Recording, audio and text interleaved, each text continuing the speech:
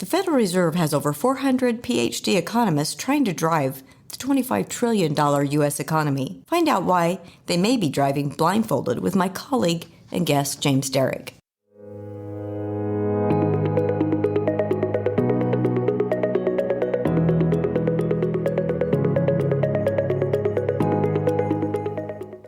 Welcome to the SFS Power Up Wealth podcast, where we provide impactful insight and expert opinions on timeless financial principles and timely investment topics, preparing you to make smarter decisions with your money.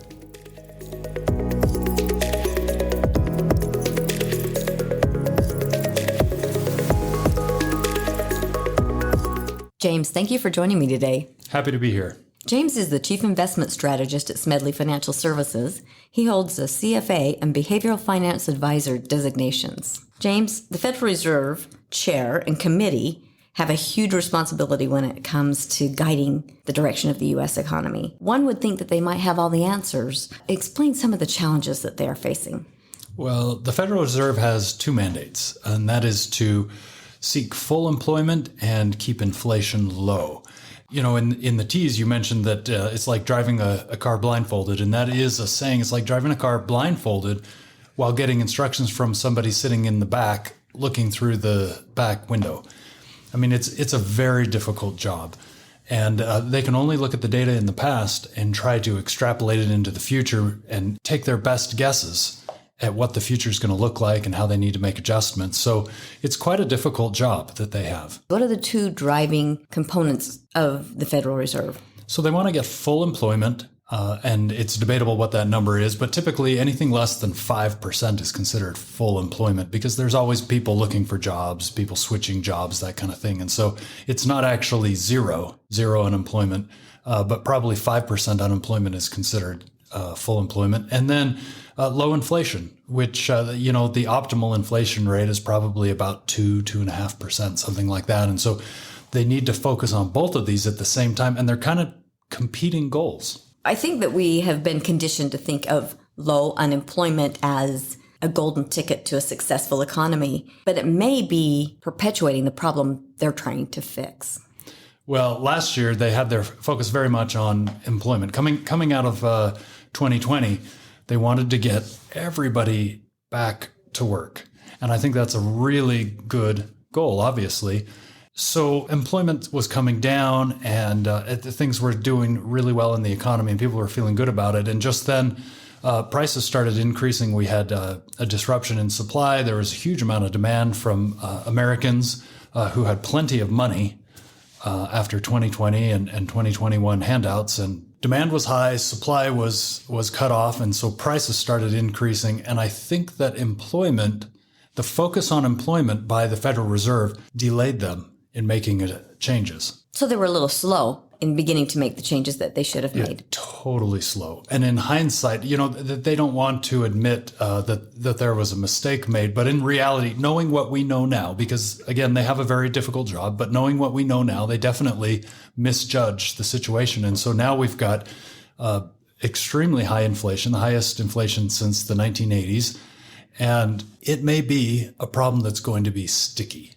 And that's the big thing that we worry about, because the low unemployment has caused wages to go up as employers try to keep the people they want to keep and get new employees working for them. So they raise wages, and then that just increases the amount of money people have, then they can spend more. So then demand stays high and prices continue to rise. And so it's sort of a self-perpetuating issue that we're dealing with. And the Federal Reserve now has shifted from almost completely focused on employment. Now they're almost completely focused on stopping inflation. What can we look forward to as they're focusing on stopping inflation? What does that mean for investors? Well, stopping inflation is, something that they're very good at. So they've got all the tools they need to handle this, but that doesn't mean that it's going to be easy. It's not like surgery. I mean, they have very blunt tools, very powerful, but blunt tools, and they really just need to crush demand in a bad way. So sometimes we use crush as a good word. They're going to crush it in a bad way. They need to bring it down. What they'll do, the main tool they're going to use is interest rates. They raise their interest rates. People will ask me, James, what does that mean? Is that like the the rate on my credit card because my mortgage is fixed. Well, it's really the rate that they charge banks to borrow money, but it trickles down and indirectly begins to affect all interest rates, especially shorter term rates. But even at the longer end, like a mortgage gets affected by what the Federal Reserve is doing. And so we've seen interest rates rising, which makes it more expensive to borrow money. And then that causes people to delay purchases. So we're just beginning to see the Federal Reserve raise the rates. And that means we're just beginning to see the slowdown in demand. I think sometimes people equate interest rates to what am I getting at the bank when I put my money in my savings account or my CD. And while those rates might increase, which feels good, it has really still a negative impact because all of the other rates are continuing to increase. With the rates for savings going up, I mean, they're still not going to keep pace with inflation. The big impact is going to be the other rates, the rates for borrowing money. So if you consider like a mortgage, we've got homes at all-time high values on average, and we've got mortgage rates that have more than doubled in value over the last 18 months. So the net effect is it's just like something has to give. Those two things should not coexist. All-time high prices with a doubling of the interest rate. It just doesn't make sense. So something's going to give, and it's not going to be the Federal Reserve because they're not going to blink because inflation has not stopped yet. And I don't think it's going to for a while. It could come down a little bit, but it needs to come down quite a bit before the Federal Reserve decides that they're not going to raise interest rates anymore. So I expect the Fed to keep moving forward, and I expect it to begin to have a major impact on the U.S. economy. We're just beginning to see it. And that's going to impact, when we talk about the economy, a lot of people are thinking about my investments, my 401k or my trust account or other investments. Those are driven by what's happening with companies. How are these increased interest rates impacting companies and their profitability? It's a complicated question because as prices are rising, a lot of companies are able to raise their prices, and they kind of pass on the inflation to their customers, and it may not have an effect on the company. The major problem that begins to affect everyone is when demand comes down, because then all of a sudden the profitability will come down almost across the board. And that's something that I think that we are just beginning to see. The profitability is beginning to come down. The economy is just beginning to slow. A lot of us are just beginning to notice it. So it's going to continue to happen, and it's going to become more and more obvious to everyone that there's a slowdown. I think in some areas, we've already been seeing that as when you look at pandemic stocks and things that have done very well during the pandemic. And as everything's coming back to normal and we've got the pandemic under control and people are moving more freely about the country and not stuck at home, some of those things that were pandemic related companies we've already seen a shift in those. Yes. And it's funny you'd say normal because in my household, I'm always saying, this isn't normal. That's not normal. Kids, this is not normal. This has never been like this before, and I think they get tired of hearing me say it, but it's become my catchphrase in 2022 at home. Just there are so many unusual things going on. And what we need is for some of these to come back to normal, as you're saying. And it's absolutely going to happen, whether it's the stock market, whether it's corporate profitability or home prices. Things need to return back to normal. It seems like we're always focused on something. As long as I've been doing this in this industry, and the same with you, we've faced so many different challenges. And every time we think, boy, this is so unusual, this is going to impact everything for a long time. And it does, but not always negatively for a long time. Yes. And a lot of people are weathering this storm just fine. A lot of people have jobs where their wages have increased and they're doing okay. Other people have a lot of savings built up, and maybe even more savings today than they had 3 years ago.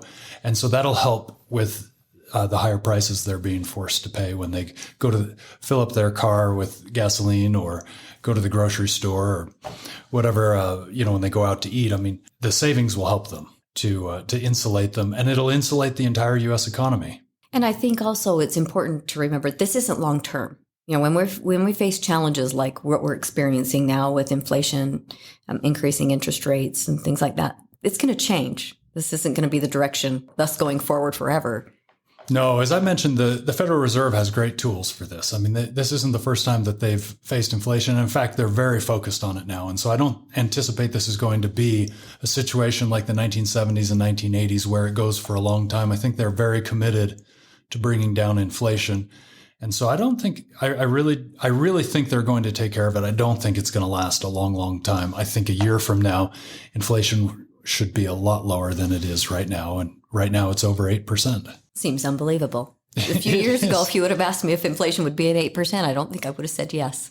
No, it felt like those days were in the past. In fact, the aging demographics and technology, globalization, all three of those things point to low inflation. And those seem like solutions that are here to stay. It's very possible that those forces are powerful enough to bring inflation back down in the long term. I appreciate your positive outlook, James. It helps keep investors with their plan and staying in the market long term.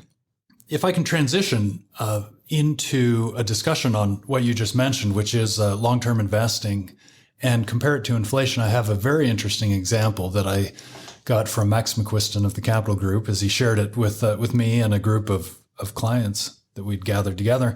But back in 1973, the Ford F-100, which I think was the equivalent of an F-150 truck back then, cost $2,889. So about $3,000 for the Ford truck.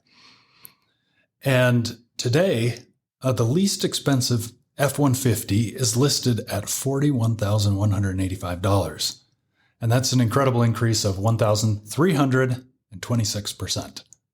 Unbelievable. Which is a lot. I mean, it is. I think it's hard. And, for those of us who have been alive during this time period, I mean, that's a huge jump to go from 3,000 to 41,000. But the reality is like, you're not even going to find a truck for that much. I mean, Max sarcastically said, well, I mean, some people are going to want seats and windows. So I decided to look it up, and I did a search on Ford's website within 20 miles of the office here to see what I could find. And the only truck available was listed at just over $80,000. Still an F-150. That, compared to the $3,000 truck in 1973, is an increase of almost 2,700%. You think about that, that is incredible. I mean, it seems like an incredible investment too. And so the question that I would ask you is, can the stock market compete with that? And since you're in the business, I know you know the answer is yes. The S&P 500 index was at 103.3 back in 1973, and today it's around 4,000. So that is a stunning rise of 3,772%. So about 100% more than the Ford truck, even at the higher number for the Ford truck, the $80,000 number. So the answer is yes, the stock market can help keep ahead of inflation. It has in the past, and I think it will in the future. And so that is really for the investors out there listening. I mean, that is the message. Just stick with it. And I know that it's going to be rough. Inflation is a double-edged sword when it comes to investing, because it can be good at some levels, but a slowdown is never good. So I think there's going to be some trying times, but stick with it, because there were trying times in the 1970s and the 1990s and the 1980s. I guess the 1990s were mostly good. The 2000s, and so there's always challenges, as you mentioned. But the stock market has really helped investors stay ahead of inflation. And that's really goal number one. I love that comparison. And I love that you're going back to 1973, because we have seen a lot of market volatility since then. And we've seen a lot of inflation, different inflation numbers during that period of time. And so when we get caught up in recency bias and think this is never going to change, this is horrible, it's never been this bad, it's never going to get worse. The truth is, it's always been better and it's always been worse. It will always change.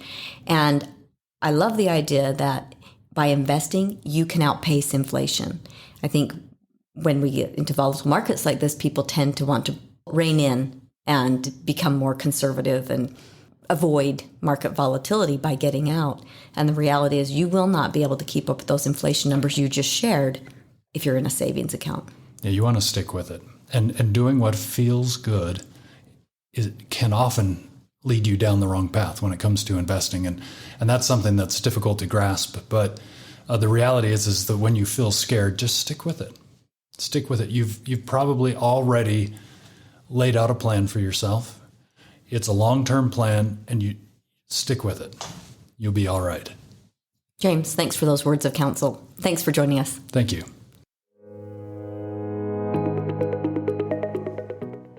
Thank you for joining the SFS Power Up Wealth podcast. Smedley Financial is located at 102 South, 200 East, Suite 100 in Salt Lake City, Utah, 84010. Call us today at 800-748-4788. You can also find us on the web at smedleyfinancial.com, Facebook, Instagram, Twitter, and LinkedIn.